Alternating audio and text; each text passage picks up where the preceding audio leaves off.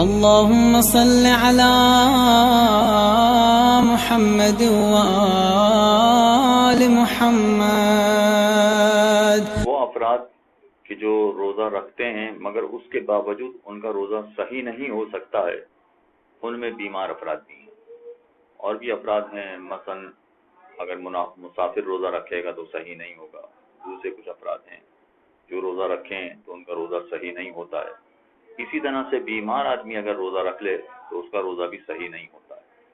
مگر بیمار سے میری مراد یہ ہے، اس کا فارمولا یہ ہے بیماری کا، کہ یہ بیمار ایسا ہے کہ اگر روزہ رکھے گا تو بیماری اس کی بیماری کو اور نقصان پہنچے گا. اگر روزہ اس کی بیماری کو نقصان پہنچا رہا ہو تو ایسی صورت میں اس شخص کا روزہ صحیح نہیں ہے. لیکن اگر ایسا بیمار ہے کہ روزہ اس کی بیماری کو کوئی نقصان نہیں پہنچا رہا ہے، یا نقصان پہنچا بھی رہا ہے تو بہت معمولی نقصان پہنچ رہا ہے، تو ایسی صورت میں تو اس کو روزہ رکھنا چاہیے اگر ماہ رمضان کا روزہ ہے. تو خلاصہ یہ بنا کہ بیمار آدمی کا روزہ اس صورت میں صحیح نہیں ہوتا ہے کہ روزہ اس کی بیماری کو نقصان پہنچائے تو اس کا روزہ صحیح نہیں ہے. لیکن اگر بیماری کو نقصان نہ پہنچائے تو پھر اس کا روزے میں کوئی حرج نہیں ہے. اب میں ذرا سی تفصیل اس کے آپ کے سامنے بیان کروں کہ مثلا اس کا روزہ رکھنا اس صورت میں صحیح ہوگا کہ روزہ رکھنے کے بعد اس کی بیماری اور بڑھ نہیں جائے گی.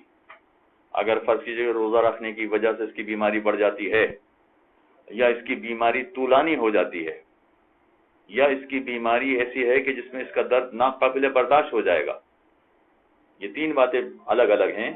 یا تو یہ کہ اس کی بیماری بڑھ جائے گی. بیماری بڑھ جائے گی کا مطلب ہے کہ جو اس وقت اس کی کیفیت ہے، اس کیفیت سے کئی گنا زیادہ اس کی بیماری بڑھ جائے گی، وہ بھی روزے کی وجہ سے. یا مثلا بیماری نہیں بڑھے گی، بیماری تو جتنی ہے اتنی ہی رہے گی، مگر بیماری طول پکڑ جائے گی، لمبی ہو جائے گی بہت. اور تیسری صورت یہ کہ بیماری نہیں پڑ رہی مگر جو درد ہے اس درد میں اتنا اضافہ ہو گیا ہے کہ جو ناقابل برداشت ہو.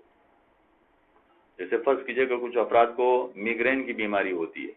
اگر میگرین کی بیماری ہے تو جو بیماری ہے یہ بیماری لمبی نہیں ہوگی، جیسی ہے ویسی رہے گی. یا بیماری میں کوئی مزید اضافہ نہیں ہوگا، وہی بیماری جو میگرین کی بیماری ہے وہ وہی رہے گی. میگرین کا مطلب ہے آدھے سر کے درد کی بیماری یا سر کے درد کی بیماری. مگر روزہ رکھنے کی وجہ سے سر میں اتنا شدید درد ہو جائے گا کہ جو ناقابل برداشت ہو. اگر ایسی صورت حال ہو جاتی ہے تو ان لوگوں کا روزہ صحیح نہیں ہوتا ہے. اب یہ جو میں نے آپ کے سامنے بات بتائی ہے کہ بیماری بڑھ جانا یا بیماری طولانی ہو جانا یا مثلا درد وغیرہ بڑھ جانا، یہ یا تو انسان کو یقین ہے کہ ایسا ہو جائے گا تو روزہ نہیں رکھ سکتا، یا یقین نہیں ہے، ظن ہے، یعنی 70-80%، 60-70-80% سے زیادہ امکان ہے کہ ایسا ہو جائے گا، تو ایسے افراد کا بھی روزہ صحیح نہیں ہوتا. اور تیسرا وہ کہ یقین بھی نہیں ہے، ظن بھی نہیں ہے، مگر خوف ہے. مگر ایسا خوف ہے کہ اگر لوگوں سے بات کی جائے، آپ اپنے ہی گھر والوں سے اگر بات کریں تو لوگ کہیں گے بھئی آپ بیمار پڑ جاتے ہیں بہت، روزہ رکھنے کی وجہ سے آپ کی بیماری بڑھ جاتی ہے، روزہ رکھنے کی وجہ سے آپ کا درد بڑھ جاتا ہے. اگر یہ خوف ہو جو لوگوں کی نگاہ میں بھی وہ خوف صحیح ہو تو ایسے شخص کے لیے بھی روزہ رکھنے کی اجازت نہیں ہے. چنانچہ اگر یہ روزہ رکھے گا تو اس کا روزہ صحیح نہیں ہوگا. ہاں یہ ڈاؤٹ ہے کہ پتہ نہیں ہے اس طرح سے بیماری بڑھے گی یا نہیں، درد بڑھے گا یا نہیں، تو پھر ایسے افراد کو روزہ رکھنا پڑے گا.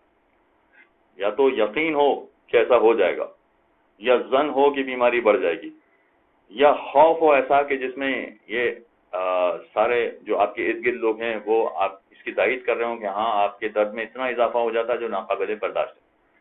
اگر یہ تین چیزیں ہیں تو ایسی صورت میں ایسے افراد کا روزہ صحیح نہیں ہوتا، چنانچہ یہ افراد روزہ نہیں رکھ سکتے.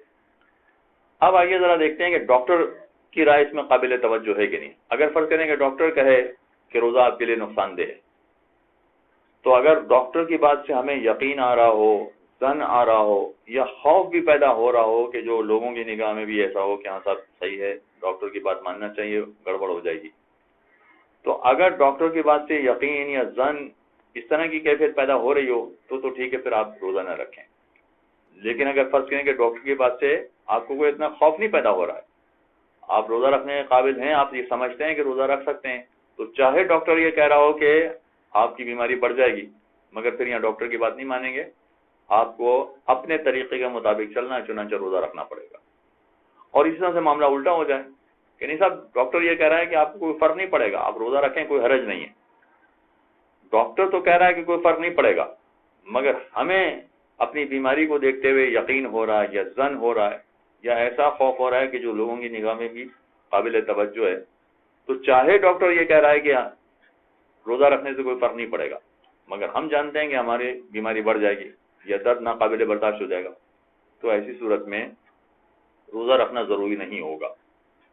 ڈاکٹر کہہ رہا ہے کہ کوئی حرج نہیں، مگر ہم جانتے ہیں، تو ایسی صورت میں روزہ نہ رکھیں تو کوئی حرج نہیں ہے۔ چنانچہ حقیقت میں ڈاکٹر کی رائے کی کوئی اہمیت نہیں ہے، خود ہمیں اپنے آپ کو دیکھنا پڑے گا کہ ہماری بیماری کیسی ہے کہ ہمارے لیے روزہ رکھنا صحیح ہے یا ہمارے لیے روزہ رکھنا صحیح نہیں ہے۔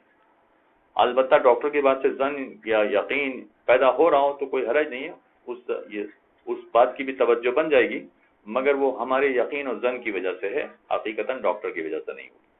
تو اب بیمار افراد روزہ رکھیں یا نہ رکھیں، طریقہ کار یہ ہے کہ اس کلیے کے مطابق دیکھ لیں کہ ان کو روزہ رکھنا چاہیے یا نہیں۔ اللهم صل على محمد وآل محمد